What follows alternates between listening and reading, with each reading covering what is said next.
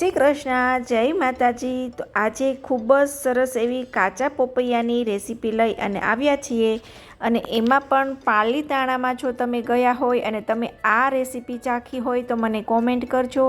અને જૈન ધર્મના એટલે કે જૈન લોકો આ રેસીપી ખૂબ જ બનાવે છે અને ખાય છે, અને ખાસ કરી અને પાલીતાણામાં ઠેર ઠેર બધી જ જગ્યાએ આ રેસીપી મળે છે। તો આજે આપણે પાલીતાણાની પ્રખ્યાત એવી કાચા પપૈયાની ચાટ, કાચા પપૈયાની ભેળ પણ તમે એને કહી શકો છો, એ રીતની રેસીપી લઈ અને હું આવી છું। તો આજે આપણે કાચું પપૈયું જોશે, એના માટે ટમેટું, મરચું, લીંબુ, રૂટીનના મસાલા, તળેલા ચોખાના પૌવા, સેવ, ચણાની દાળ, તળેલી સિંગ, ખાંડ, મીઠું, ગરમ મસાલો, એ રીતના આપણે અહીંયા બધા મસાલા લઈ લીધા છે।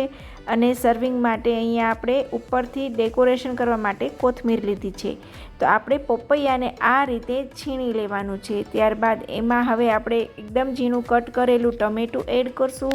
ત્યારબાદ એકદમ મોળું મરચું લેવાનું છે। અહીંયા તીખું મરચું નથી લેવાની, મોળા મરચાંની જ ફ્લેવર આપવાની છે। તો અહીંયા મોળું મરચું લીધું છે। ત્યારબાદ મીઠું, ત્યારબાદ અહીંયા આપણે તળેલા સિંગદાણા લીધા છે। ત્યારબાદ ચણાની મસાલા દાળ લીધી છે। ત્યારબાદ ચોખાના તળેલા પૌવા લીધા છે। ત્યારબાદ દળેલી ખાંડ લીધી છે। ખાંડ તમને જે રીતે મીઠી ભેળ ભાવતી હોય એ રીતે તમે લઈ શકો છો। ત્યારબાદ લાલ મરચું પાવડર। અને આ રેસીપીમાં હું તમને બધી જ વસ્તુ તળી અને બતાવત તો વિડીયો બહુ જ લાંબો થઈ જાત, એટલે મેં શોર્ટ વિડીયોમાં આ રીતનું બનાવવાની ટ્રાય કરી છે। કેમ કે તળેલી સિંગ, તળેલા પૌવા એ તો બધાને ખ્યાલ જ હોય છે, એટલે ડાયરેક્ટ મેં એ રીતે તળી અને રેડી રાખ્યા છે, જેથી કરીને ફટાફટ ટૂંકી રેસીપી હું તમને બતાવી શકું। તો ત્યારબાદ એમાં આપણે લીંબુનો રસ એડ કરશું, અને લીંબુનો રસ પણ તમારે જે રીતે ગળાશ ખટાશ જોતી હોય એ રીતે તમે લઈ શકો છો। અને જૈનની પ્રખ્યાત આ રેસીપી છે। આમાં કોઈ પણ આપણે બટેટાનો ઉપયોગ નથી કરવાનો, નથી લસણ ડુંગળીનો ઉપયોગ કરવાનો, છતાં પણ એકદમ ટેસ્ટી એવી આપણે આ ભેળ બની અને રેડી થાય છે। આને ઘણા પપૈયાની ચાટ પણ કહે છે અને પપૈયાની ભેળ પણ કહે છે।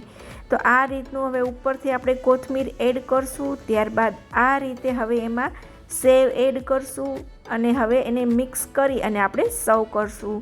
તો જો હજી સુધી તમે આ પાલીતાણાની પ્રખ્યાત ભેળ અથવા તો ચાટ ના ચાખી હોય તો ચોક્કસથી ઘરે એકવાર બનાવો। અને એમાં પણ આ જૈન રેસીપી છે, એટલે એમાં લસણ ડુંગળીનો ઉપયોગ કર્યા વગર બનેલી રેસીપી છે। તો તમે એ રીતે પણ સાત્વિક ભોજન તરીકે પણ લઈ શકો છો। તો ચોક્કસથી એકવાર ટ્રાય કરજો, તમને બધાને ખૂબ જ પસંદ આવવાની છે। અને શ્રાવણ મહિનામાં પણ લસણ ડુંગળી વગરની જે લોકો રેસીપી ખાતા હોય એના માટે પણ આ સારું છે, કેમ કે ઘણા લોકો આખો શ્રાવણ મહિનો ડુંગળી અને લસણ નથી ખાતા। એ રીતની પણ એ રેગ્યુલર રેસીપીમાં પણ લસણ કે ડુંગળી ન ખાય એ રીતની આ રેસીપી છે। તો તમે ચોક્કસથી આ કાચા પપૈયાની ભેળ અથવા તો ચાટ બનાવવાની ટ્રાય કરજો, ખૂબ જ મજા આવશે અને બધાને ભાવશે।